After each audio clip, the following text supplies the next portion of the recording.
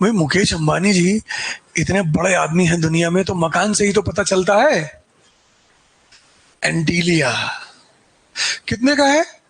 8,000 करोड़। आदमी इधर उधर देखने लगता है कि भैया होगा भैया। हम जब से देखे हैं तब से उसी पे नजर है। जब सपना ही देखना है तो छोटा मोटा क्यों देखें? इस दुनिया में 95% लोग सपना ही नहीं देख पाते, इतने कंजूस हैं। सपने में नौकरानी लेके भाग गए।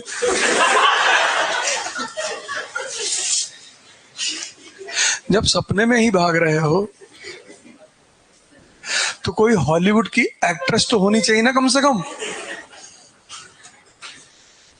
और 4-5 लेके भागो, उसमें एक लेके क्या भागना। और तुम्हारा ये पूरा जीवन तुम्हारे सपनों पर टिका हुआ है, क्योंकि जो तुम्हारा सपना उतनी बाहर तुम्हारी हिम्मत।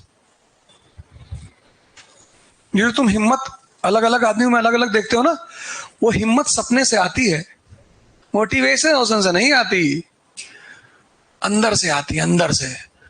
सोच रहे हो इस देश पे कब्जा कर लेंगे, हाँ जगह चला है गोली दौड़ा लिए किसी चौराहे पे।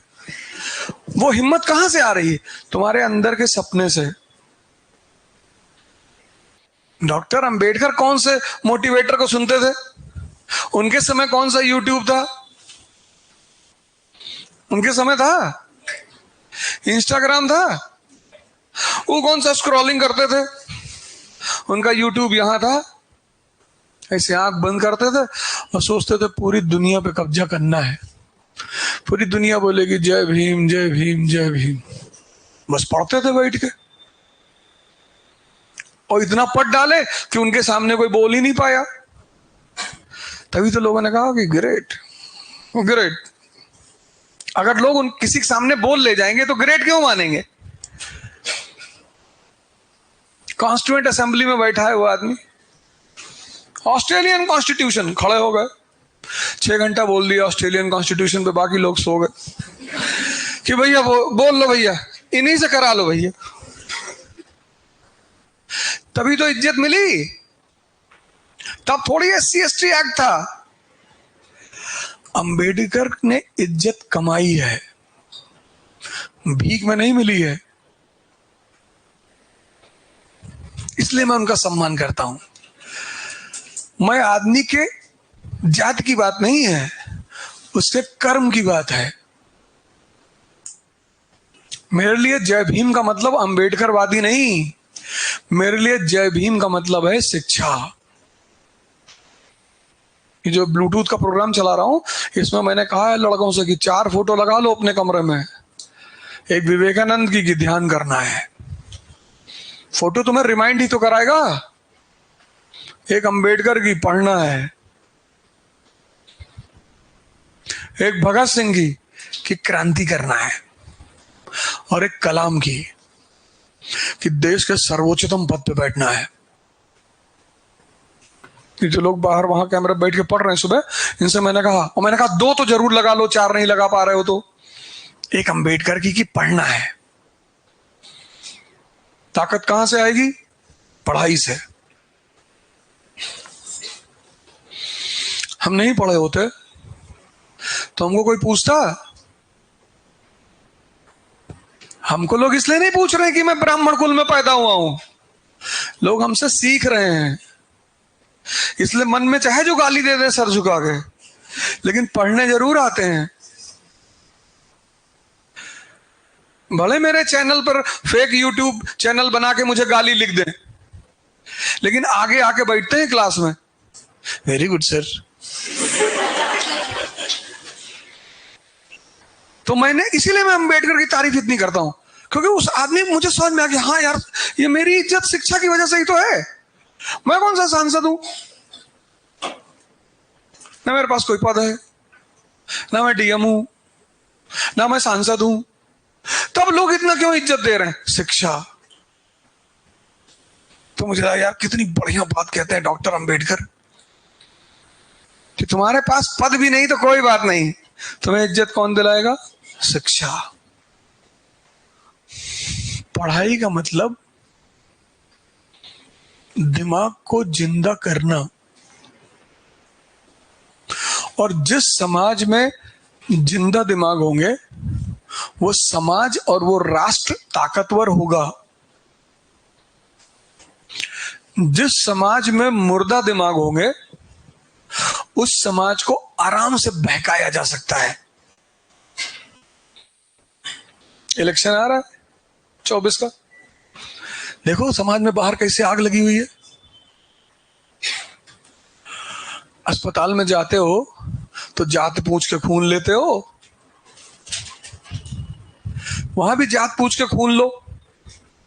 पंडित हो तो सिर्फ पंडित ब्राह्मण से लो, चाहे तुम्हारा आदमी मर जाए, कि ना ब्राह्मण के अतिरिक्त किसी का खून नहीं चढ़ेगा। शर्मा है? नहीं भैया शर्मा नहीं है। दलित है? नहीं चाहिए। तो वहां तो किसी का भी खून मांग लोगे, वहां भी जातिवाद करो। इसीलिए तो देश परेशान है। बेईमान होते लोग तब भी अच्छे हैं, फराड हैं। बेईमान बहुत अच्छे लोग होते हैं, जो बेईमान होते हैं बहुत अच्छे होते हैं। इस देश का आदमी जो है छदम है, सूडो। कभी जातिवादी बन जाएगा, कभी कहेगा भैया जातिवाद क्या होता है भैया, हम सब आपस में भैया। नाक में थोड़ी मार खाया 2000 साल से, इसीलिए खाया। इसको डॉक्टर अच्छा चाहिए, जाति का नहीं है तो भी चलेगा। इसको टीचर अच्छा चाहिए, बस नेता अपनी जात का चाहिए इसको। चलो अपनी भी जात का ले लो, कोई बात नहीं, पर अंबेडकर जैसा तो लाओ, लोहिया जैसा लाओ, शास्त्री जैसा नेता ढूंढ के लाओ जो समाज के लिए काम करे। गांधी जैसा लाओ। उनके बेटे ने उनसे कहा कि किसी बिजनेसमैन से कह दो हमको लंदन में पढ़वा दो। अरे बोले मैं किसी से नहीं कहूंगा, तुमको हरी औकात है जाके खुद पढ़ लो। किसी से नहीं कहा उन्होंने। सारे पूंजीपति भारत के उनके आश्रम में जाके जमीन पे बैठते थे, किसी से नहीं कहा मैं नहीं कहूंगा।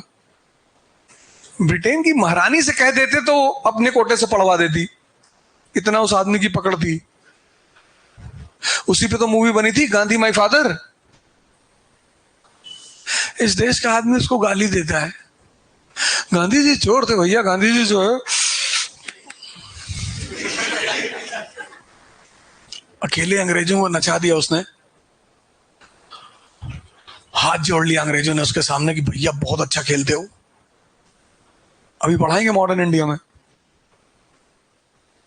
वर्षों से वन में घूम घूम बाधा विघ्नों को चूम चूम, रामधारी सिंह दिनकर प्री 1991 पूरी इंडिया लड़ रहा है, मजदूरी कर रहा है, मेहनत कर रहा है, उतनी इनकम नहीं, उतना पैसा नहीं, हर आदमी लड़ रहा है। अब उस आदमी को क्या देना है? प्रोत्साहन। भारत बन रहा है, भारत का निर्माण हो रहा है, भारत का हर आदमी स्ट्रगल कर रहा है। तो वो स्ट्रगल कहां दिखाई पड़ रहा है? रामधारी सिंह दिनकर की पोयम में। वर्षों से वन में घूम घूम बाधा विघ्नों को चूम चूम, सहधूप घाम पानी पत्थर, पांडव आए कुछ और निखर।